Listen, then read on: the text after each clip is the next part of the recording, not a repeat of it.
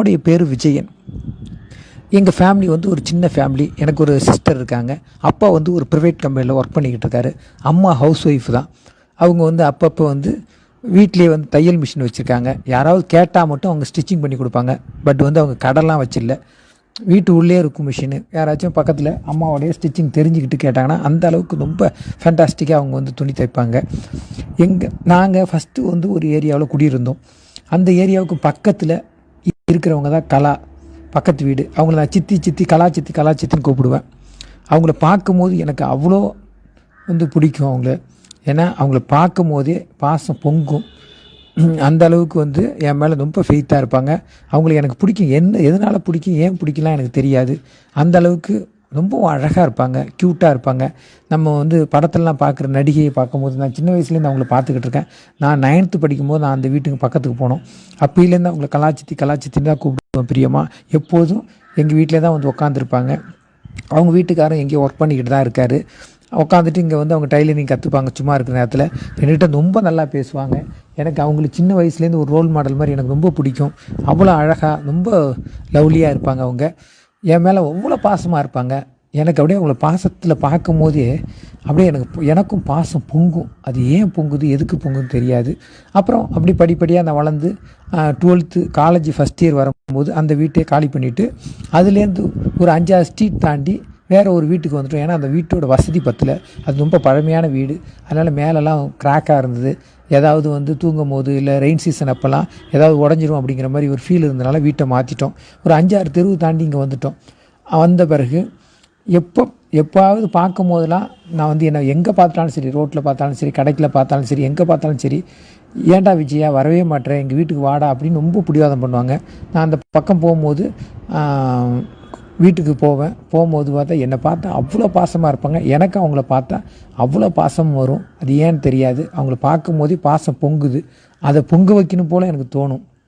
எனக்கு வந்து அப்பெல்லாம் அது மாதிரி தோணல. அதுக்கு பிறகு பொங்க வைக்கணும் போல் தோணும். சரி, அதை எப்படி வந்து அந்த ஃபீலை வந்து சித்திக்கிட்ட சொல்கிறதுன்னு கூட எனக்கு தெரியாது. இப்படியே போய்கிட்டு இருந்தது. அப்புறம் அந்த டைமில் வந்து என் செல் நம்பரை கேட்டாங்க. நான் வந்து செல் நம்பர் கொடுத்தேன். அப்போ ஃப்ரீயாக இருக்கும் போது எனக்கு ஃபோன் அடிப்பாங்க. நானும் அவங்கள்ட்ட பேசுவேன். அவங்க வந்து ஒரு சித்தி கலா சித்திங்கிற ஒரு அந்த உரிமையெல்லாம் தாண்டி என்கிட்ட ரொம்ப ஃப்ரெண்ட்லியாக பேசுவாங்க. பெரிய வயசு கிடையாது, அவங்களுக்கு ஒரு 30 வயசு இருக்கும். நல்லா ரொம்ப க்ளோஸிவாக பேசுவாங்க. எதாக இருந்தாலும் மனசு விட்டு ஒரு ஃப்ரெண்டு மாதிரி என்கிட்ட வந்து அட்வைஸ் பண்ணுவாங்க. அவங்களும் ஓப்பனாக நம்ம வந்து ஒரு 30 வயசு இருக்கும் அப்படின்னு, சின்ன பையன் நம்ம பெரியவங்க அப்படிங்கிற ஃபீல்லாம் இல்லாமல் எதாக இருந்தாலும் அவங்க வந்து நிறையா அவங்க காலேஜ் படித்த விஷயம், காலேஜில் நடந்தது, அதை எப்படி எதிர்கொள்கிறது, ஃப்ரெண்ட்ஸுங்களை எப்படி பழகிறது, அது மாதிரி வந்து காலேஜில் உள்ள லேடிஸ்கிட்ட வந்து அவங்க ஃப்ரெண்டு அதை தோழிக்கிட்டலாம் எப்படி பழகிறது, அவங்கள்ட்ட எப்படி விட்டு கொடுக்குறது, எல்லாம் ரொம்ப சூப்பராக சொல்லுவாங்க. அவங்களோட பாய் ஃப்ரெண்டு, என்னுடைய கேர்ள் ஃப்ரெண்டு பற்றிலாம் ரொம்ப சூப்பராக கலாய்ப்பாங்க. எனக்கு ரொம்ப பிடிக்கும் அவங்கள்ட்ட. இந்த அளவுக்கு நம்மக்கிட்ட ரொம்ப க்ளோஸிவாக இருக்காங்களே அப்படிங்கிற மாதிரி எனக்கு அவங்கள பார்க்கும் போதெல்லாம் அவங்கள்ட்ட பேசணுங்கிறத விட அந்த பாசத்தோட பொங்கல் இருக்குல்ல, அதுதான் எனக்கு பயங்கரமாக இருக்கும். அவங்களும் என்கிட்ட வந்து ரொம்ப வந்து அப்படியே வந்து எப்போதுமே ஒரு கெஞ்சலாக பேசுவாங்க. அது அந்த அளவுக்கு என் மேலே பாசம் வச்சுருக்காங்கன்னு நினைக்கிறேன். ஒரு டைம் அப்படி தான் வந்து எங்கள் வீட்டில் எல்லாருமே வந்து திருப்பதிக்கு கிளம்புனாங்க. நான் வந்து என்னடா பண்ணுறது அப்படின்னு சொல்லிட்டு, என்ன காரணம்னா கண்டினியூவாக ஒரு 4 days வந்து எங்களுக்கு காலேஜில் ப்ராக்டிக்கல் இருந்தது. சரி என்ன பண்ணுறதுன்னு யோசனை பண்ணிக்கிட்டு இருந்தேன். அப்போ தான் அம்மா சொன்னாங்க, இங்கே வந்து நம்ம இப்போ தாண்டா குடி வந்திருக்கோம், அந்த அளவுக்கு நமக்கு பரிச்சயம் இல்லை, உன்னால் ப்ராக்டிக்கலையும் அவாய்ட் பண்ணிட்டு வர முடியாது. நீ ஒன்று செய்டா, நீ வந்து நான் கலா சித்திகிட்ட சொல்கிறேன், அங்கே போய் நீ தங்கிக்க, இல்லைனா அங்கே போய் சாப்பிட்டு வந்து இங்கே படுத்துக்க, உனக்கு பயமாக இருந்தால் அங்கேயே தங்கிக்க அப்படிங்கிற மாதிரி அம்மா சொன்னாங்க. சரி, அங்கே எப்படி சுச்சுவேஷன் இருக்குன்னு தெரியல, நான் வேணால் அங்கே சாப்பிட்டுட்டு தான் வந்து நம்ம வீட்டில் படுத்துக்கிறேன் அப்படிங்கிற மாதிரி சொன்னேன். சரி ஓகேடா, நம்பர் கூட இல்லையே அப்படின்னாங்க. இல்லை அம்மா, என்கிட்ட நம்பர் இருக்குது, இடையில பார்த்து கலா சித்தி கொடுத்தாங்க அப்படின்னு நம்பரை கொடுத்தேன். பரவாயில்ல அப்படின்னு போடுறா அப்படின்னாங்க. ஃபோன் பண்ணி பேசிட்டு கொடுத்தேன் அம்மாட்ட. அப்புறம் விஷயத்த சொன்னாங்க.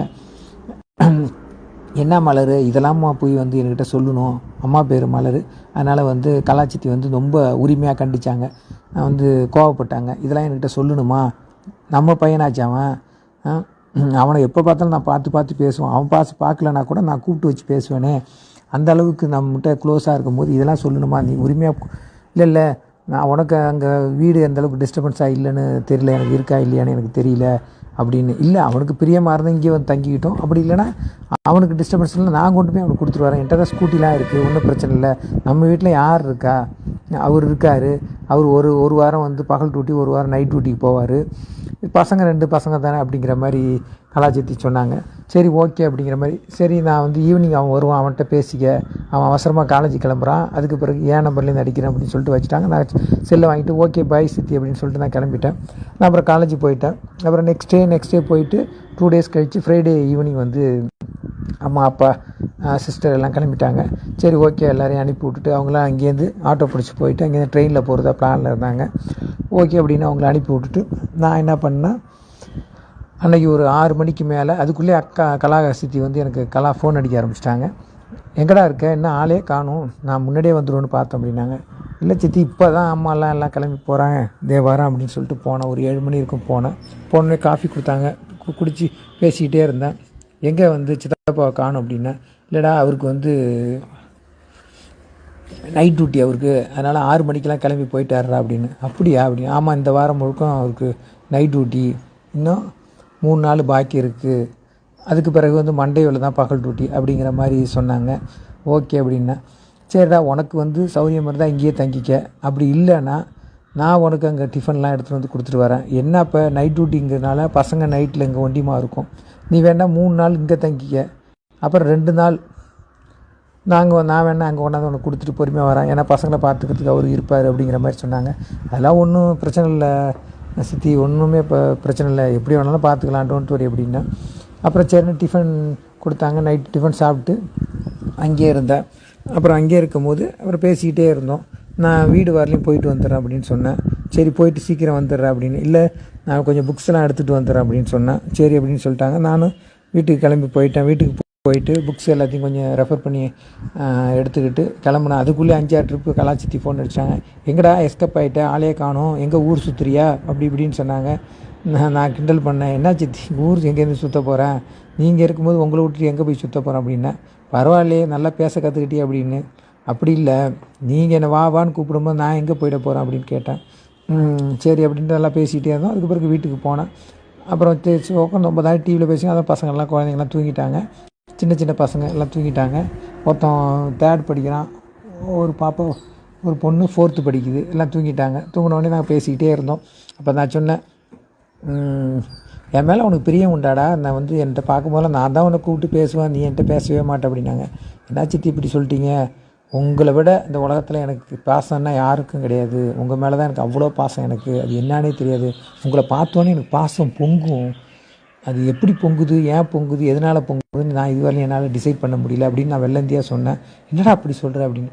ஆமாம் சித்தி, உன்னை பார்க்கும்போது அது என்ன பாசம், அது தாய் பாசமா, சித்தி பாசமா, இல்லை வந்து ஒரு நட்பாளோட பாசமா, என்கிட்ட அன்வன்யமாக ஒரு தோழியாக இருக்கீங்களா அதோட பாசமா, எல்லாத்தையும் கடந்து என்கிட்ட ஒரு பழகுறீங்களா அந்த பாசமாக, எனக்கு ஒன்றுமே தெரியாது அப்படின்னு சொன்னேன். அப்புறம் வந்து பாசம் பொங்குதுங்கிற அப்படின்னு. ஆமாம் பாசம் பொங்குது, ஒரு பொங்கல் வச்சா கூட நல்லா இருக்குன்னு கூட எனக்கு தோணும், எனக்கு சொல்கிறது புரியவே இல்லை அப்படின்னு சொன்னாங்க. ஒன்றும் இல்லை அப்படின்னு. ஏதோ சொல்ல மாட்டேன் அப்படின்னு. இல்லை பாசம் பொங்குதுன்னு சொன்னேனே, அது பொங்கலாக வச்சுட்டா ரொம்ப சூப்பராக இருக்கும் அப்படின்னு சொன்னேன். அப்படின்னு எனக்கு ஒன்றும் புரியலடா அப்படின்னு சொன்னாங்க. நான் புரிகிற மாதிரி சொல்லட்டுமா அப்படின்னா, சொல்ல அப்படின்னாங்க. அப்படியா சரி ரைட்டு, அப்போ புரிகிற மாதிரி சொல்லணும், நீங்கள் எதுவும் சொல்ல மாட்டீங்களா அப்படின்னா. சரி அப்படின்னு. நான் கேட்காம எதை வேணாலும் செய்வேன், நீங்கள் அதை பற்றி ஒன்றும் சொல்லக்கூடாது, தாராளமாக செய்யடா ஒன்றும் பிரச்சனை அப்படின்னாங்க. நான் உடனே டக்குன்னு போய் அவங்க வச்சு இந்த பாலை எடுத்து குடிக்க ஆரம்பித்தேன். இதானே அப்படின்னு சொன்னாங்க. ஆமாண்டா அப்படின்னா. பரவாயில்லையே, நான் கூட எதிர்பார்க்கலையே கேட்காம பாலை குடிப்பேன் அப்படின்னு. இது எவ்வளோ வருஷமாக நினச்சிக்கிட்டு இருக்கேன், குறைந்தபட்சம் ஒரு 4-5 வருஷமாக பாலை குடிக்கணும் அப்படின்னு. சரி உனக்கு எவ்வளோ தோணுதோ அவ்வளோ குடிடா அப்படின்னாங்க. என்னால் முடிஞ்ச அளவுக்கு முண்டி குடிச்சிக்கிட்டே இருந்தேன். குடிச்சிட்டு அப்பா அதான் பால் குடித்த நிம்மதி இருக்குது அப்படின்னா. சரிடா இதுக்கு தான் அப்படி சொன்னியா அப்படின்னாங்க. பால் மட்டும் குடித்தா பத்துமா, பால் இருக்குது, பழம் இருக்குது, பசி இருக்காது, பஞ்சனையில் படுத்திருந்தால் தூக்கம் வராதுன்னு சொல்லுவாங்களே, அதுமாரி பழம் வேணாமா அப்படின்னு சொல்லிட்டு, உங்களை கேட்டுட்டு என்ன நம்ம வீடு எல்லாமே நமக்கு தான் அப்படின்ட்டு பழத்தை எடுத்து சாப்பிட்டுட்டு சொன்னேன். என்ன ஒரு டேஸ்ட்டு சித்தி அப்படின்னு. ஏன்டா சித்தின்னு கூப்பிட்ற, கலா சித்தின்னு கூப்பிட்டு என்னை ரொம்ப வயசானவளை ஆக்குற, நீ கலானே கூப்பிடலாம், எப்படி வேணாலும் கூப்பிட்றான்னு. சரி நான் சின்ன வயசில் உன்னை கலான்னு தானே கூப்பிடும், அப்புறம் தானே எல்லோரும் சத்தம் போட்டு கலா சித்தின்னு கூப்பிட்டேன். நான் 9th படிக்கும்போது உங்களை பார்க்கும்போது சித்தி கலா சித்தின்னு சொல்லுவாங்க. நான் சித்தியை விட்டுட்டு கலான்னு தானே கூப்பிட்டு நான் கலாய்ப்பேன் அப்படின்னு. பரவாயில்லையே, அப்படியே ஞாபகம் வச்சு